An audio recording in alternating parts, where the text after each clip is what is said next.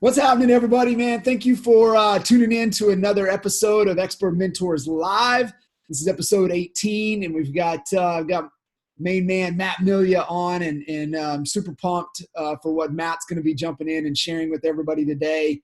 And for those of you that might just be tuning in to your first episode, Expert Mentors is really just the opportunity and the platform for us to tap into the power of our Honey Badger Nation and the fast forward movement rock stars. And the goal here is that we have so many amazing people that are a part of this group, and so many of these amazing people love to give back and share with everybody. And it's just how can we leverage the power of these communities to really be of a tremendous asset and benefit to everybody that's a part. I think we're already almost 1,000 deep when you start looking at how things fall coming up with honey badgers and fast forward movement. So there's a lot of amazing people that are jumping on board and really coming together.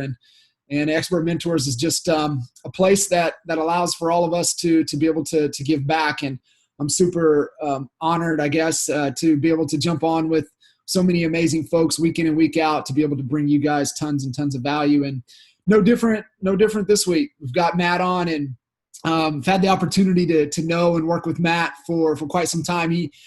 When we were still doing role play and training calls, Matt was the man. He was the one on running the trainings. And so if you guys are familiar with the role play calls that we used to do, more than likely you connected and worked with Matt. And so without further ado, Matt, welcome, man. Thanks for taking the time and jumping on and sharing some value with us today. Yeah, you got it. And I'm not used to this whole being in the camera. I usually have, the face for radio. I hide behind the scenes and make my phone call. So I'd make sure I dress nice today, shaved a little bit. So yeah, it's awesome. I'm glad I was able to jump in, man.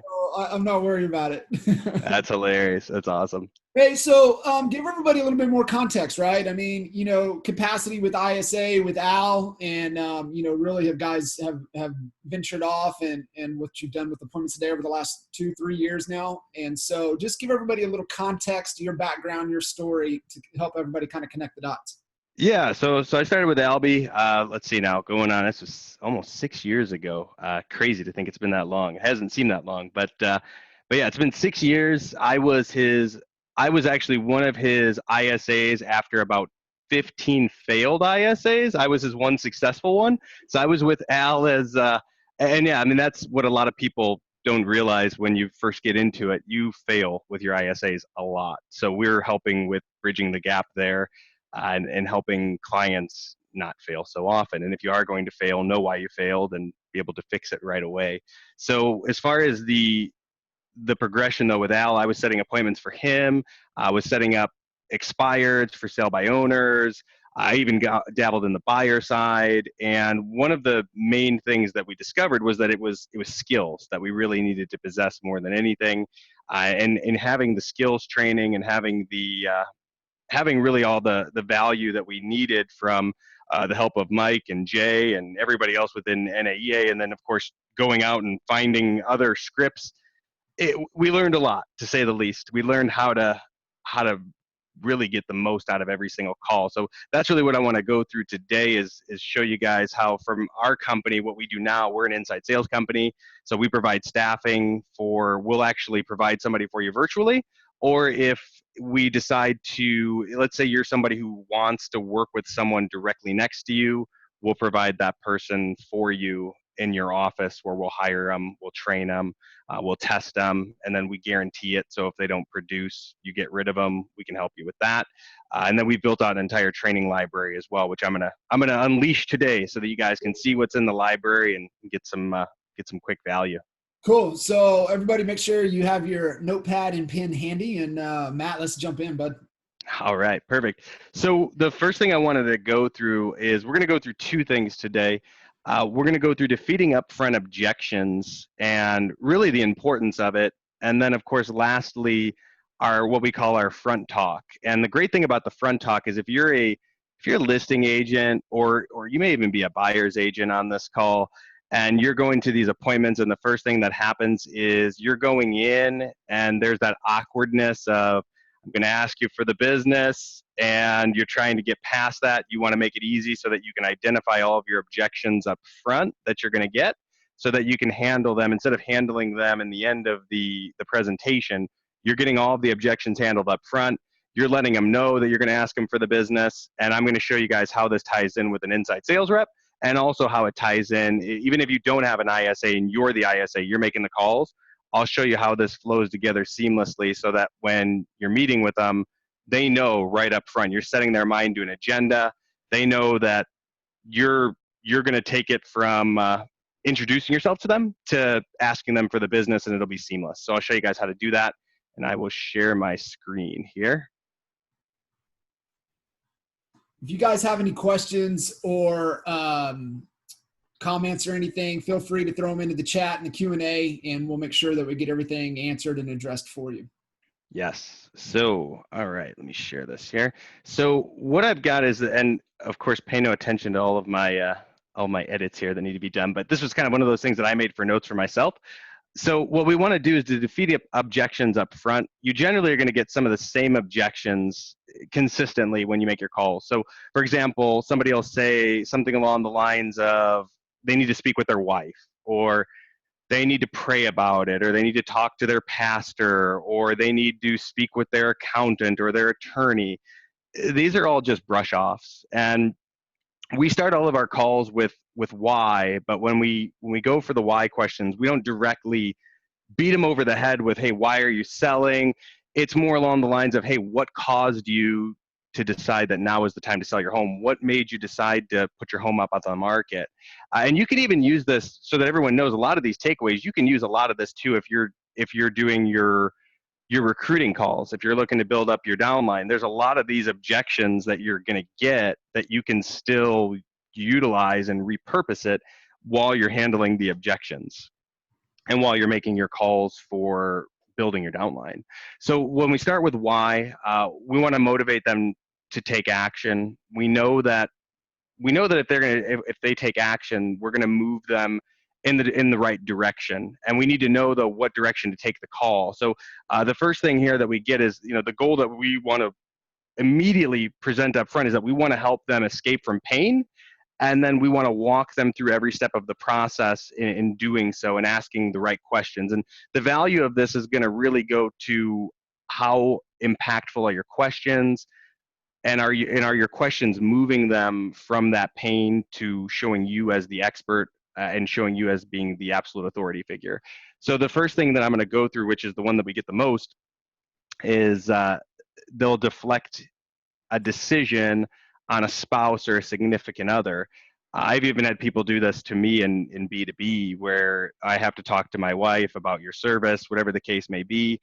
And I know that everything else is lined up, but somewhere down the line, there's a disconnect. Maybe it's trust. Maybe there's a disconnect in they don't know me well enough to make a decision, or they don't see value in what it is that I'm offering. Maybe it doesn't line up. So I ask them right up front, hey, is your wife or significant other on the same page? What this does is it's going to allow you to defeat that stall tactic that I need to talk to my wife. And when they use this, again, it goes back to the fact that they just don't know enough about what we do. They haven't drawn enough value, which in turn is just it's a reframe. You just ask them the right question from the beginning. Hey, is your wife or significant other on the same page? That way, if they go to the end, so once they go to the objection here, if you get the objection and they say, hey, you know what, I need to talk to my wife, hey, totally understand. So the first thing we want to do, and this is a huge writer downer. I did not put this in the sheet, but I want you guys to just have this framework. It's called ARC, which is acknowledging, responding, and closing, and then acknowledging, responding, and pivoting. So for example, if someone says to you, hey, I got to talk with my wife. Oh, so you need to talk with your wife prior to making a decision. I totally understand. So I acknowledge them. And then when I go to respond to them, hey, that's why I recommend that when I come out to meet with you, I'm setting their mind to an agenda, I'm future pacing them. That's why I recommend that when I come out to meet with you, that we set aside a time so that your wife's going to be there as well at the exact same time, so that we can all meet together and come up with the solution together for this. So what time works best for you and your wife? I've got this time or this time. the great thing about that is it flows very easily, and at the same time, it's a very non-confrontational way of handling it without saying, oh, you need to talk with your wife. That's ridiculous. I mean, I've heard people say that. And the goal of this is to make it so that it's seamless, it's smooth transition, and we're defeating that one up front and getting rid of the stall tactic. So, John, any questions on, has anyone jumped in so far yet asking questions or? That's good. Now talk through that again. Acknowledge, respond, close. And then you said acknowledge, respond, pivot. Yeah. Kind of connect that dots for everybody there. Yeah, so acknowledging, responding, and closing is literally, we want to acknowledge, so whatever the objection is, it doesn't matter if they tell you that they want to wait, it doesn't matter if they say that they need to talk with their significant other, whatever the objection is, we want to acknowledge it, and we want to stay congruent the entire time, which is the key to this. You know, all real estate agents suck. Oh man, I hear you. I mean, I know a lot of agents that really, they're not so good. I get it. But let me ask you this. I mean, so literally I acknowledge something that I don't agree with, but at the same time, I stayed congruent with them. And then, so I acknowledged it. I'm going to respond by saying, well, hey, you know what? There are agents out there that are not good, but we are actually of the top 5%. We're expert advisors. We're well versed in all 118 different home selling variables, and just literally taking them down the line through my response, and then I'm going to close. So a pivot would be if you get this objection or you get a brush off in the early stages of the call. They say, hey, you know what? I'm busy right now. Can you call me back? Hey, you know what? Totally get that you're busy right now. I'd be happy to call you back, but real quick, just 60 seconds though. And then I pivot right into, so what I did is I acknowledge, hey, I get that you're busy, but real quick, just 60 seconds though, I'm responding, and then I'm pivoting, and I'm going right back into my script. Love it. Thank you.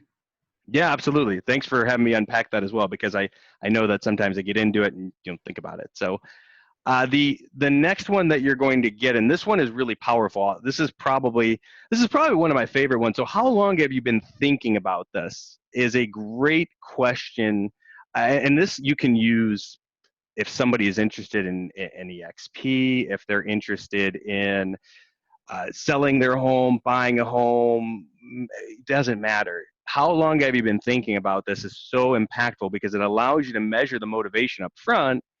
And it's also a really good first line defense against their indecisiveness. So if they give you an objection in the end, we're eliminating the objection, that they're, instead of them saying they want to think about it, it's going to go against, when they answer this, it's going to go against everything they just told you. If they said, oh, you know, I've been thinking about it for 6 months, you know, so if they're saying, oh, I want to think about it, hey, I completely understand you want to think about it.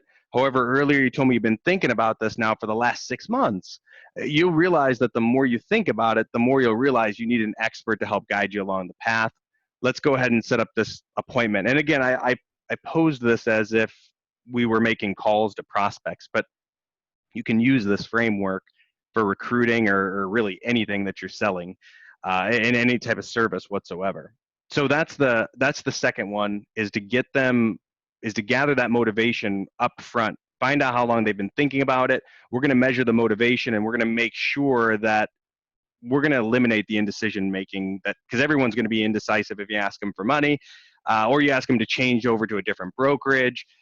This is something that we really have to eliminate up front so that you find out exactly how much motivation they truly have. The next one here is, what made you decide that now is a good time to switch brokerages, sell your home, buy a new home, whatever the case may be? Again, this is going to really help you gauge if the person is serious or if they're just kicking tires. And of course, this is uncovering the why.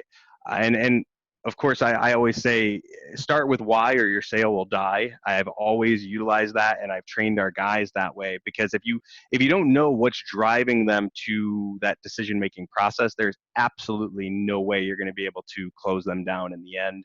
And the goal when we close people down, this is why I don't know about you, John, but I've never been the type that I don't want that resistance at the end of the call where it gets really awkward, or, you know, or at the end of your presentation where all of a sudden you're fighting and you're battling with them. I want to eliminate all that up front. And that's what this whole thing is about, is eliminating it, isolating it, and making it so that it's seamless. I love it. And I mean, two things I'm thinking about here. One is, I love to start with why or your cell will die, but you're not asking why. And Right.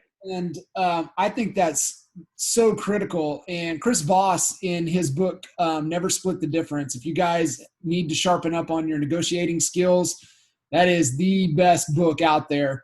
And I just love his format. And, he's a former FBI hostage negotiator. So there is no splitting the Wow. difference when it comes to that. So, Yeah. Misty, that book is Never Split the Difference, Chris Voss. And it's one of the principles that he talks about in there is you never use why, the word why, because people go immediately to defense mode and they're becoming defensive in what they're going to say. It just triggers that. So what Matt's sharing here with you guys is that he's uncovering their why, but he's using what and how. And that's exactly what Chris teaches. So that's brilliant. The other, man, I'm just laughing. I'm like, this is Eminem, man. This is the Eminem, close. You're just throwing it all out on the table so that they can't come back at you with nothing. So, Right. all right, brother, keep rolling here for us. No, absolutely. I would say you're absolutely right, though. That's exactly what I'm doing. And the great thing about that too, the takeaway without asking why, and I'll give you guys a very true story. And it's funny because every time when I would get with Alan and we'd be in a coaching session or whatever the case may be, and he's sitting there like, well, why didn't you do this? Or why didn't you unpack this? Or why didn't you cover this? And it was one of those things where it took a lot for me to not get defensive and understand that it was just a form of accountability. And it was funny because when we got with John Sheplack, John was literally, he would always say, don't pose that your question starting off with why. It does put you in that state of absolute, you become to a point where you become defensive. And one of his big thing is the highest form of love is accountability. So you can't show someone love or accountability if you're putting them on the defensive immediately. And that's where getting rid of the why has actually helped us out significantly. With you in your mind, you need to figure that you got to start with why or your sale will die, but just reframe that into what caused you to, what made you decide, how did you come up with that? These are just little phrases and tonal patterns that you can use that will be less, it'll come off from a less judgmental standpoint where they feel like you're congruent. And that's the goal of this, is stay congruent the whole time. Sweet. Love it. So, okay. So the next one here, and this is always a fun one. Going back to what made you decide that now was a good time. This kills off the people that are saying they want to wait. Hey, you know what? I completely understand that you want to wait. However, originally you told me the goal was to get your home sold and you want to get this rolling. You want to get this rolling within the next 3 months. So what is it that's holding you back here? And the great thing about this is that if you didn't ask this question up front and they said they want to wait, all you're going to do is throw some sort of benefit. You're going to do some sort of throw a benefit at them, throw a feature at them to try to get them to make a move. But now we have a tie down. So we could literally turn this into a benefit tie down, and I'll explain what that is. But the whole goal of this front talk is to get them to get tie downs. So what made you decide now was a good time to sell your home? They may say something like, oh, we want to relocate because we're expecting a grandchild or whatever the case may be. But now we have that ammunition. So if they say that they want to wait, hey, you know what? I totally understand you want to wait. Again, acknowledging, staying congruent. But originally you told me your goal was to move closer to your children. You just had a grandkid. Congratulations again. And you said you want to get this done in the most timely manner. So I guess the question is, what's holding you back here? You see value in everything we have to offer. So it makes sense for us to meet. Does it not? What we're doing is we're planting that seed in their mind. We're pretty much telling them, hey, what you told me is BS, it's garbage, but we're not actually calling them out on it. So this is like the most elegant way to do it. And you tie them down with that emotional tie down. Now they need to go against what their core belief is. They need to literally go against and contradict themselves. And they're not going to do that. So very rarely when you ask these questions up front, it's actually rare that you're going to get many objections whatsoever. And any objection that you get is probably just going to be a really open and real, like, hey, I don't know you and I'm not comfortable, they'll tell you exactly what the real objection is, and it makes it so much easier instead of them telling you these BS professional objections, I call them. So, John, anything you want to add in that? No, it's great. It's great. It's yeah, I mean, you're just really getting right to the point. Awesome. All right. So yeah, so the next one here. So what stopped you from moving forward in the past? And this is great for, I mean, you could use this for, again, every element of this. You can use this from building recruiting. You can use this for your calls. But hey, what was it that stopped you from moving forward in the past? And what's powerful about this is because you're going to literally identify their objections up front prior to closing them for the business. They may say, well, we didn't move forward because of budget, or we didn't move forward because we didn't know where we wanted to move, or we didn't move forward because we had a bunch of deals pending at XYZ Realty Company and we didn't know what would happen with those deals. So what's powerful about that is that we're literally asking them what stopped them, and we're going to isolate that objection right off the bat. So we know that at the end, if they come back with an objection, it's probably going to be something that they told us that stopped them from moving forward in the past. So the next one here, what made you decide to work with XYZ person? What made you decide to stick with Remax or Keller Williams or whatever brokerage it is? The goal of this is we want to find out what they valued about that place or that person or that experience. Once we find out what they valued about that person, place, or experience, we now know that we can literally take that, and I should probably say this in advance. Obviously, we have to use ethics here because this is extremely powerful. And if you use this the right way, you'll get a lot of people to do whatever it is that you want them to do, but you got to start off with some ethics here. So it's very important. I just throw that out there as a disclaimer. But what made you decide to choose Remax, or what made you decide to choose Keller Williams? Once they tell you that, you can literally take what they tell you and plug this in as what we would call your unique selling proposition. So they may say something along the lines of, oh, well, we chose this agent because they were loyal and hardworking, and they had great marketing skills. So what happens is at the end, when you go to close down the deal, and again, you have to have these abilities. You don't just say that you have great marketing skills when you don't. You want to plug these in, though. Hey, we pride ourselves on a work hard mentality.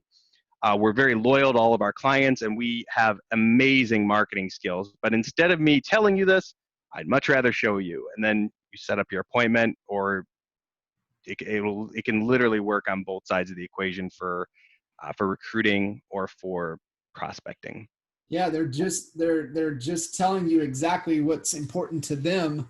And Right. so, I think, and Matt, you can attest to this, just because you've seen and worked with so many ISAs over the years, Mm-hmm. that, you know, are they listening, right? People, when you're asking these questions, they're giving you the gold, the nuggets, what's important to them.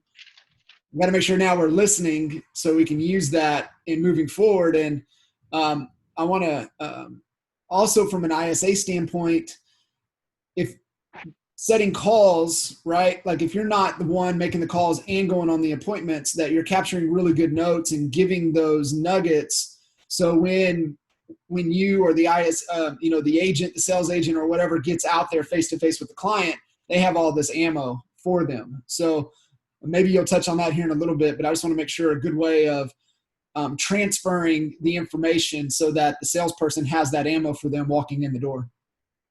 I'm really glad you brought that up. So this is my secret to everything right here is a notebook. It's simple. It's simple, and it allows you to take notes while the person is talking. And then the great thing about it is the best way for you to build an amazing unconscious rapport. When you take those notes, you go back and you say, hey, so originally, just to make sure I'm on the same page with you, originally you said the reason why you were selling your house is because you've got nosy neighbors, you don't really get along with them too well, and you just kind of feel like you're not really a big fan of the neighborhood, and you just feel like you've outgrown the area, and you want to look to get into a bigger home that's going to be better for your family, and you want to move to XYZ area. Do I have a pretty good idea as to what you're looking to accomplish? Great. That in itself will build an amazing amount of rapport and trust without having to go above and beyond. And the great thing about it is they'll realize that you're listening, and they know that if you're listening, this is another one of my corny sayings, but the more they care, or the more you care, the more they're going to share. So to show them that you care, you recap everything in that call. So whether you're the ISA, whether you're an agent, it doesn't matter what role you have. Writing those down, taking those notes as you're going through your scripting makes a world of difference. So I thank you for pointing that out, John. I didn't even think about that. That's awesome. So the last one here, and then we'll go into front talk. And the great thing about the front talk is if you're a listing agent and you get a lot of objections, this is a great way to kill off your objections really easily. And then at the end, just when you ask them for the business, it'll just be seamless. So what did you not like about your last agent? Or, hey, what didn't you like about your last agent? What didn't you like about the last brokerage that you were at? Again, we can use all these talk tracks and implement them in both sides of the business.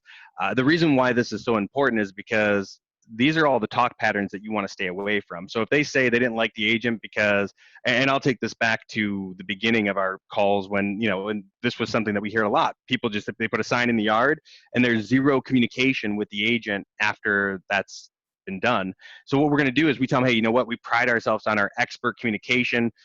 We'll hold your hand throughout the ins and outs and walk you through the process. And we actually have, this is even where you can go in to say you have a communication guarantee. We have a communication guarantee where if we don't communicate with you on a weekly basis, you can literally fire us as your agent at any point in any time.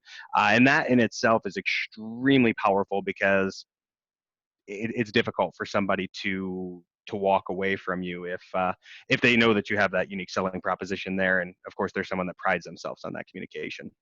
Love that, Matt.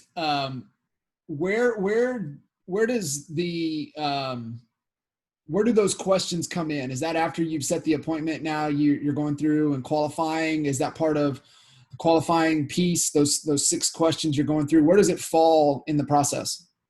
So that's great question. That's going to be during your qualification process. So as you're going through and you're either doing your seller counseling interview or John, I don't even know if they know what the seller counseling interview is, but I mean, that's something that is extremely important to have an interview, a questionnaire where you ask these questions and you input it in as conversationally as you can as you're going through. Sure. You want to unpack that for them real quick. And we don't have to go deep, but I just want everybody to understand the sequence of events that go through. Where do these questions come in, right? And right things right order, or we could have all the ingredients, but man, that cake could turn out terrible. So right, absolutely. Unpack that for them and just kind of give them the sequence of events so that everybody can kind of get things right order. Yeah, definitely. So I'll use an expired as an example. So you're going through, and our goal is to get them to escape from the pain that they have, and you're going to be the solution. So the first thing that you want to do is when you get on this call is you're establishing yourself as an expert right off the bat. You've got 4 seconds to do that, essentially, to establish yourself as an expert, and you want to go in letting them know that you're there to help them. So I opened up my calls like, hey, I noticed your home at 123 Main Street came off the market, and I got to say, I'm absolutely shocked. Looks like an amazing home. Why do you think the house didn't sell? And I do use why there because I'm not saying why they did X, Y, Z. It's why a home didn't sell. It has nothing to do with emotions for them. It's an emotional trigger, though, for them to talk about how bad their last agent was or how bad the market is. Because the last person, I'm sure, that tried to help them sell their home used some sort of excuse as to why it didn't sell. So the psychology is we want to get them to throw that agent under the bus. Now, don't become a part of the agent throwing under the bus bashing. It's easy to do because I can't tell you how many times where people say, oh, I know that agent, they're terrible. No, you don't want to do that. You want to be as respectful as you can be. Go in there. Oh, I'm so sorry to hear that. I've heard that's happened to a lot of people. What was the marketing strategy like? What did you like about their marketing? What didn't you like about their marketing? What did you like about that agent? What didn't you like about them? We're literally just putting that out there as it goes through. Hey, what did your significant other think about the strategy that they had? And is she on the same page? Does she also want to sell the home? Great. I mean, how long have you been thinking about selling the house? Perfect. And then, at this point now, we've gotten rid of, is the wife on the same page? why didn't the home sell in the first place? We're basically taking that agent and saying, hey, what happened? Why didn't it sell? We're also going in like, hey, how long have you guys been thinking about doing this? Which gets rid of the waiting objection. And then of course going forward here, the last few things, we also asked, what did they like about the agent? What didn't they like? And at that point, I mean, you pretty much have everything that you need in order to avoid the objections. You're not going to get that. It's very rare for you to get the I want to wait. It's very rare to get a seasonality objection because again, they said that they won't now, they thought was the time. We asked them, why was this the right time? It's so important to just go through the sequence. And John, you brought up a good point about making it flow. I think the best way to do it, though, is I always start off with, I'm shocked. It's a absolutely gorgeous home. I just built them up. I made them feel amazing about how beautiful their home is. And then I told them, why do you think it didn't sell?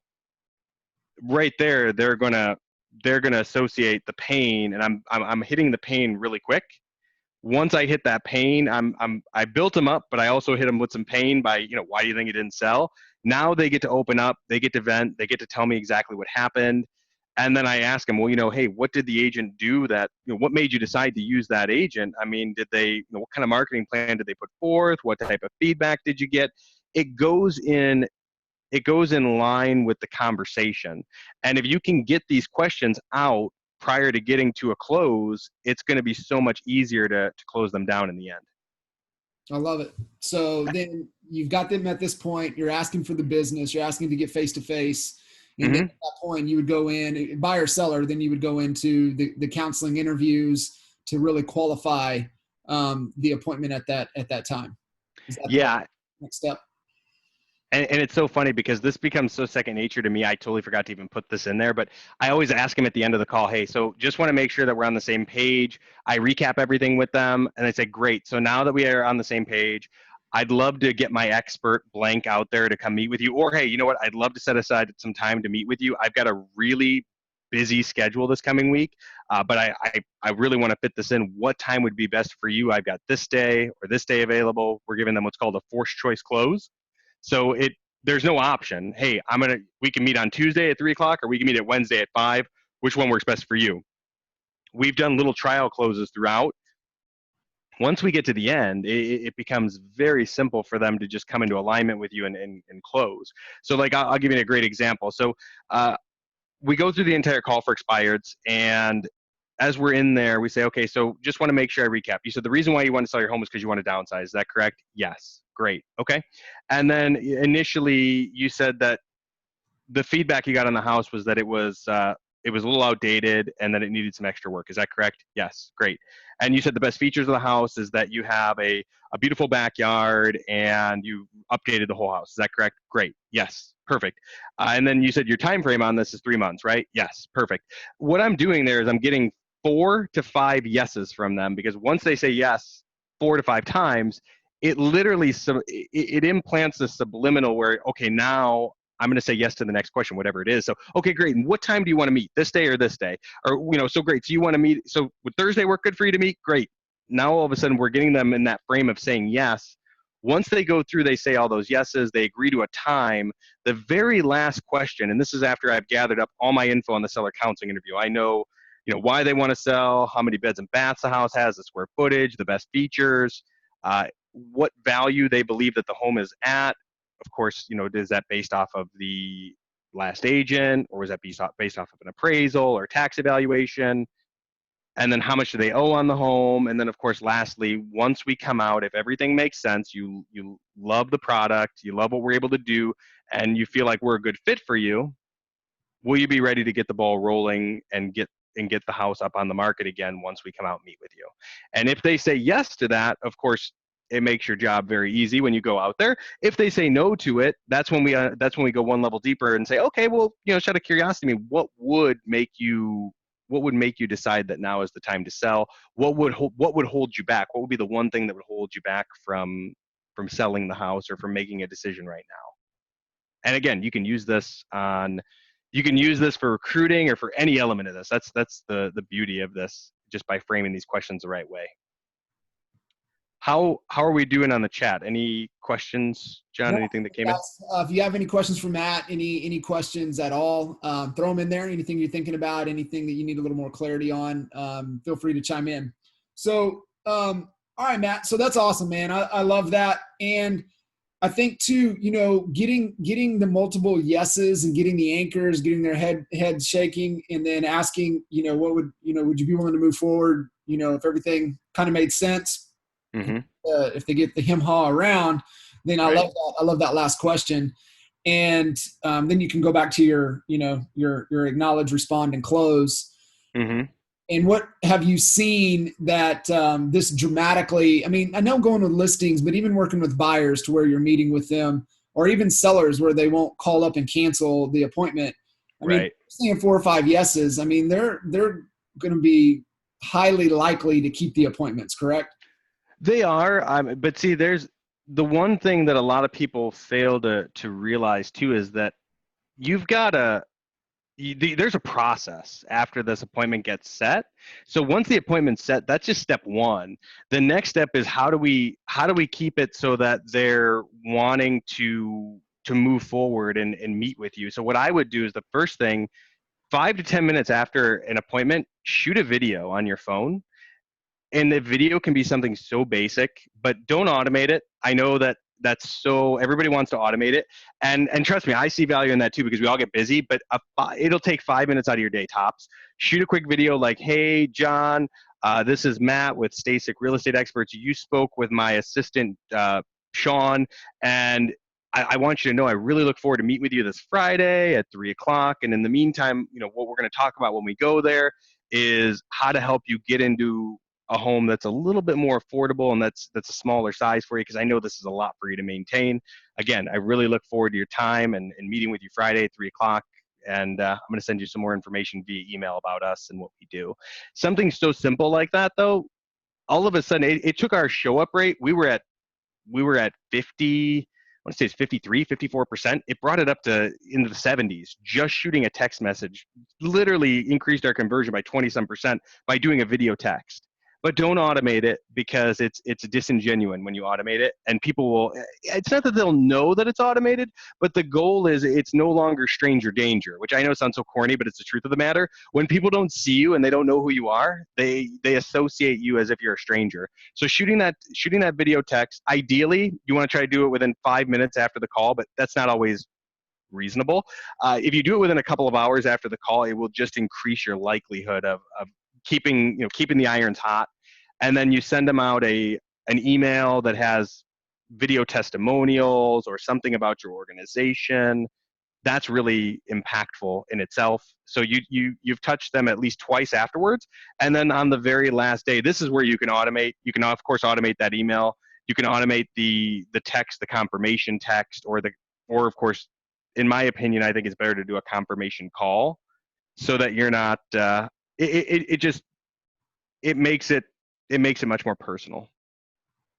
I love it, man. And I know there's so many that battle with that show rate, especially working with buyers, right? So what are some of the different ways that we can do that? Yeah. Or even, working into a cold market where nobody knows you, like it's different, right? Like in small markets, like for us in Lawton, I mean, we had such great authority. Like, I mean, you couldn't see a yard sign, a billboard, hear us on the radio or TV, but coming into larger markets, nobody knows you, nor do they care, right? So it's very true.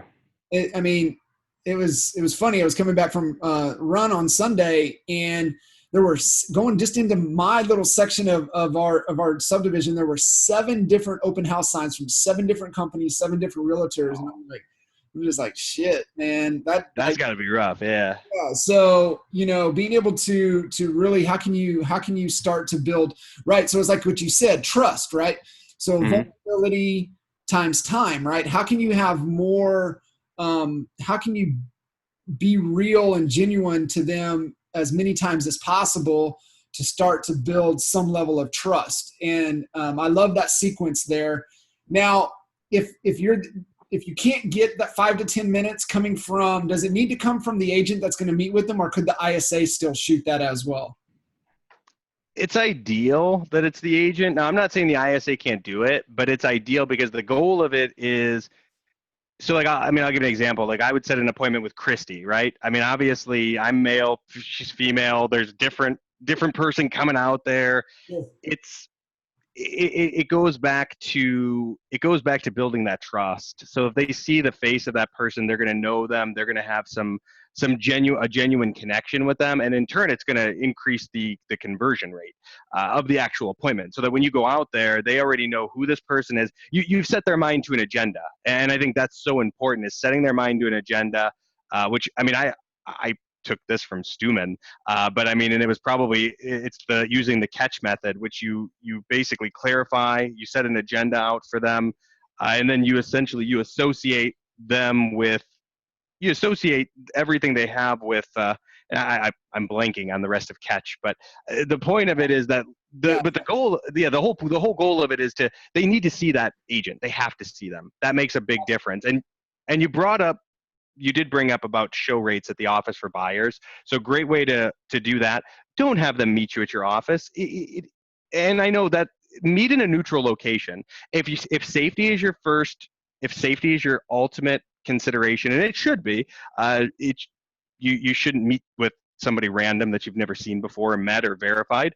Meet them in a public place. Meet them in a Starbucks. And the great thing about this is that with Starbucks, you could literally ask them, hey, if I were, what's your favorite coffee? What's your favorite beverage? I'll make sure to buy that for you. Now, all of a sudden, the law of reciprocity is evoked. Now they realize that, oh, wow, this guy bought me coffee. I have to at least show up or show my face there. They're going to be a lot less likely to cancel. And at the same time, they know that you're giving them something to just show up. And then tell them right away, hey, I want you to show up just so I can meet you. I don't know if you've ever, and this is funny, you dumb it down, but I don't know if you've ever watched the show House Hunters, but what you don't see is that the only reason why they only show 3 properties throughout the show is because they sit down beforehand and they go through a really detailed game plan. You think it's worth your time for us to go through a game plan, so we're not just showing you random houses that don't fit your needs, right? Great. That's why we meet at Starbucks.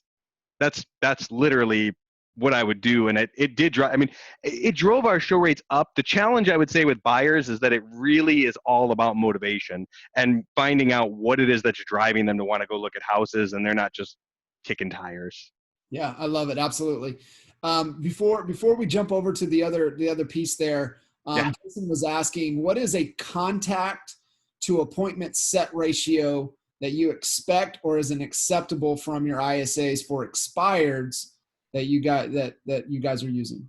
We got a numbers guy. I like that. All right, cool. So yeah, I get that question all the time, but it's a great question. So as far as numbers goes, you should reasonably, your ISA, when they first get started, they're going to suck. I'm just letting everyone know that. They embrace the power of suck. And even if you just make these calls, you're going to suck at them at first.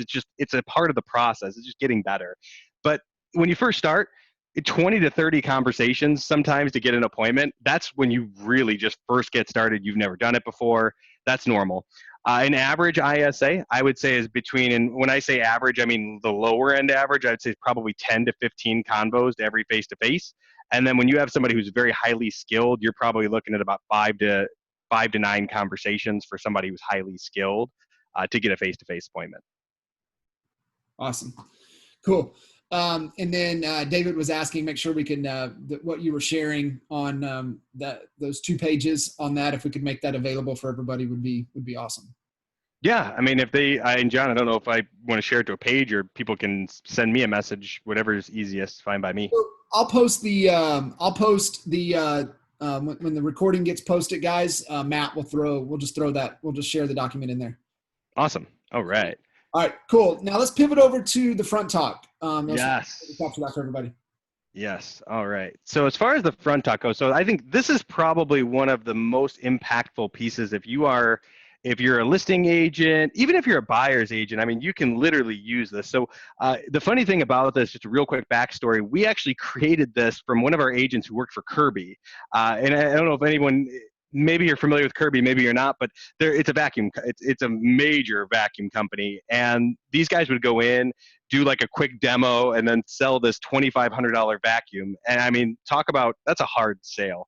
$2,500 for a vacuum. I mean, it's tough to show people what value there is. So we used this from his presentation, and then we just altered it and customized it and made it our own about when you go in. So in this this actually helped us. So we were at a 41% close rate prior to using the front talk. The agents that use the front talk and use it appropriately drove their results up to about, it was 62, 63%. I'd have to get with Joel on the exact numbers when we ran these, but it drove our conversion rate and the likelihood of someone doing business with us through the roof. So think about that. If you could drive your results 20 to 25%, if you're meeting with, let's say you have a total, you set 12 appointments for the month, 50% of them show up that you meet with, so you meet with 6 of them. Normally, out of the 6, you normally close at 30%, so you're doing 1.5, 2 deals a month. If you use this and use it the right way, it's, in our business here in Cleveland, we saw it drive us up to another listing per month. So it makes a big difference in the overall bottom line. So anyways, going through this here, and I'll just kind of, I guess I'll play the role of both the agent and the homeowner. But so you knock on the door, big smile, enthusiastic, it's go time. We're setting the table here. This is when you're actually at the listing appointment, so everyone knows. So hey, my name is Matt. Nice to, I messed up. Start over. Hey, John, nice to meet you. I'm Matt. If you don't mind, before you show me around, where's your kitchen table so I could set this stuff down? We're literally right from the opening, from the greeting, we're taking control of the situation. Hey, I'm this person. So great to meet you. Talked on the phone. Would you show me your kitchen table so I can get this stuff taken care of? We're literally subconsciously taking control. Great. Hey, before we get started, I just want to thank you for giving me the time and the opportunity to be your real estate advisor. And at the end of our time together, there's one of 3 things is going to typically occur. First, if I determine that we're unable to help you, is it all right if I'm just straight with you and I let you know that?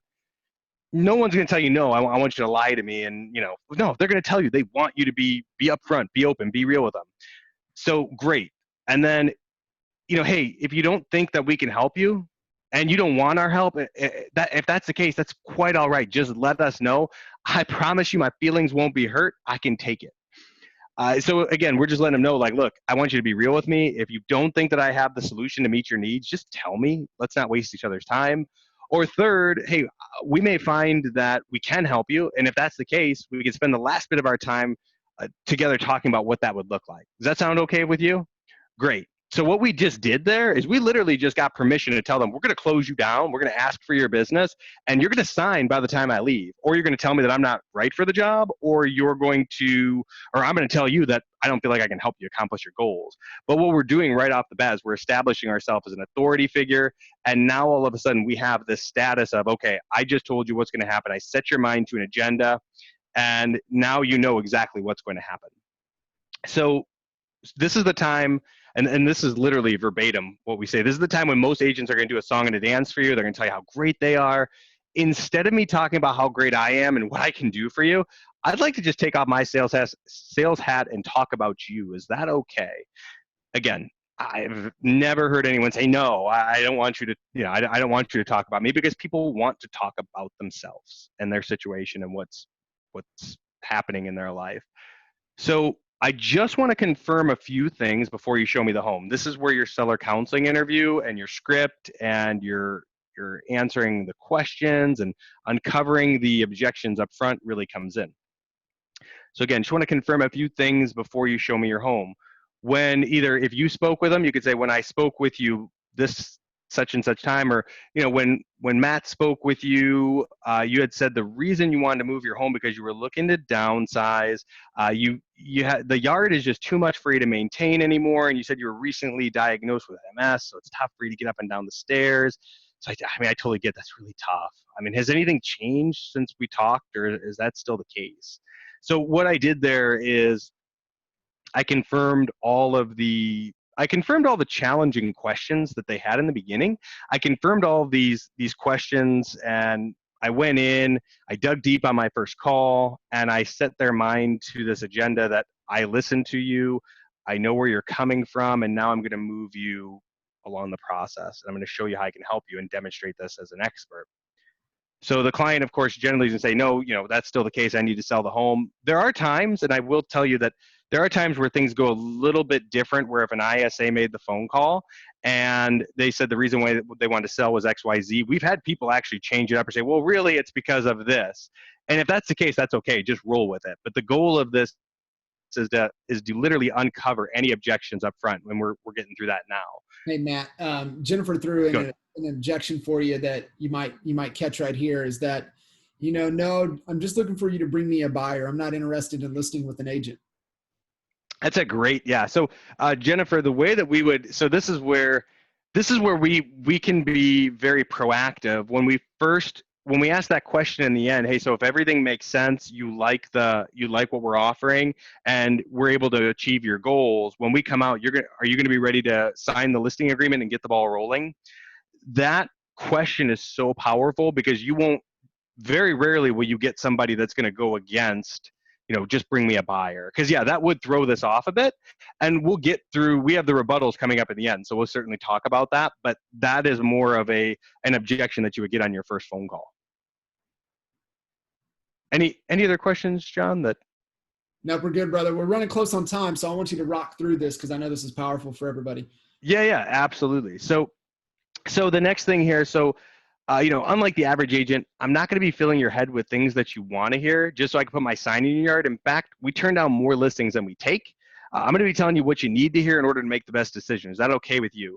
So again, I'm establishing authority right off the bat. I let them know that I'm so good at what I do that I don't need your listing, but I value it, and I want to help you. I want to help you sell your home, but I turn down a lot more listings. So you better listen to me because I know what I'm talking about.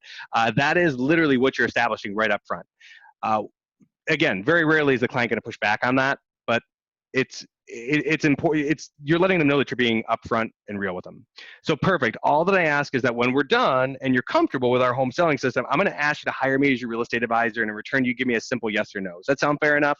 So this is literally, we're going in now and we're just closing them down. Like, I want you to tell me right off the bat, if things are good, you tell me, then we're good to go. If they're not good, then let's talk about it. Well, they're going to tell you right here, this is when the objection is going to happen. And we know that it's going to happen here. We do this on purpose. That's why we position it there. So they'll either tell you, yeah, that sounds great, or, hey, you know what? I'm not ready to make a move today. I need to think about it. Hey, you know what? I completely understand. That's perfectly okay that you want to think about it. But if it's okay with you, if you can do me a favor, we call these, by the way, the 5 lies. Just wanted to put that out there. These are the 5 lies that people tell the agents to basically delay the obvious. So they say they want to think about it. Totally understand. That's perfectly okay. Just do me one favor while I'm going through our system, though. If you can think of any questions you have while I'm here, that way I can answer them. So again, the goal is that we're identifying that they're going to want to think about it. Maybe there's someone that doesn't make a decision within 24 hours or less, or they need to think over things before they do it. But at least we're identifying and we're isolating that right up front. The second one is, they may say that we have other agents we're talking to. So that's not a real objection, by the way. I mean, really what they're saying is that they don't see why they should pay you this money to sell their home. And basically they're trying to push you off. So the way to handle that is, hey, I totally understand. It's perfectly okay to talk to other agents, but I just want to circle back. When you spoke with my ISA, Matt, you said that as long as you were comfortable with me, our home selling system, and the price, that you'd be ready to get the process started. So tell me, what is it specifically that would stop you from signing up with me tonight? So, and then whatever the case they tell you, we have in their price. Hey, I understand. Let me ask you if I can help you realize that your home will not sell for $1 more than what I've told you. If you feel completely satisfied and you feel this is true, would you still want to waste your valuable time talking to another realtor, or would you just give me the listing tonight? And then again, we're almost putting without saying it, I don't want to say a guarantee, but we're convincing them, and we're making them feel more comfortable with the situation. And for lack of time, I'm going to continue to just roll because I want to make sure that I get through these, and we'll have these up on our on the site. We aren't ready yet. Timing. Hey, I hear you that you're not ready. That's perfectly fine, because the true beauty of our program is that the first step is to prepare your home well before listing it in the MLS, so that we can position it for a high offer versus attracting low offers. You do want to attract high offers, right? Okay, exactly. So why don't we do the right thing? I'm going to call my stager, and we're going to get her set in the next step for a staging consultation. So again, this is where we're literally closing these guys up front. We're asking them for the business right away. Now, this is this is of course after they've given us the home tour and things like that. But it's all about positioning this the right way. And then of course the last one, which everyone asks, what would you price my home at? The question where to price, it's perfectly okay to want to know where to price your home. But let me ask you, we use a show you type of pricing process versus tell you. And if we can come to an agreement on where your home should be positioned in today's market, are you comfortable getting the process started now? So that's where we've identified, these are the 5.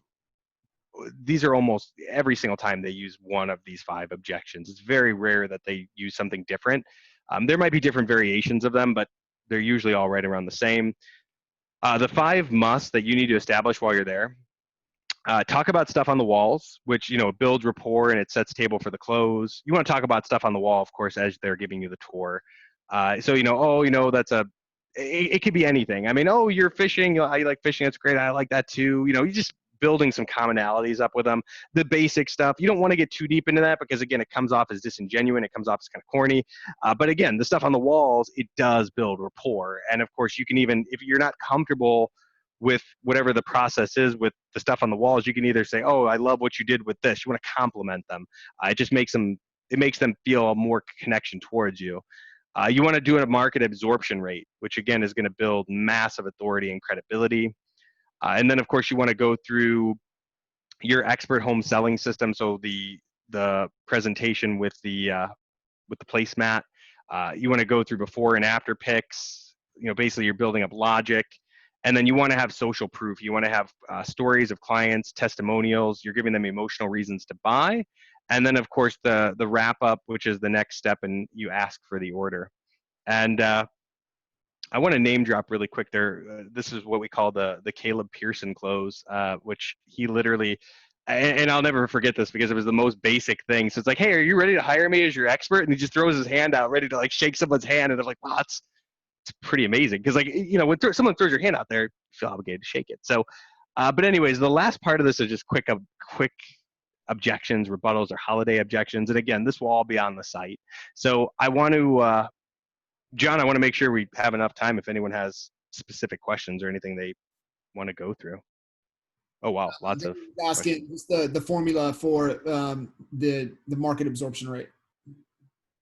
The formula for the market absorption rate. I'll be honest, I have to look that up. So I don't know if you know that off the top. I haven't used it for ages, but I will look that up. Inventory and average number of homes that sell per month gives you kind of what the absorption is on the market. So there's a formula. I'll break it down, David, for you and share it with you.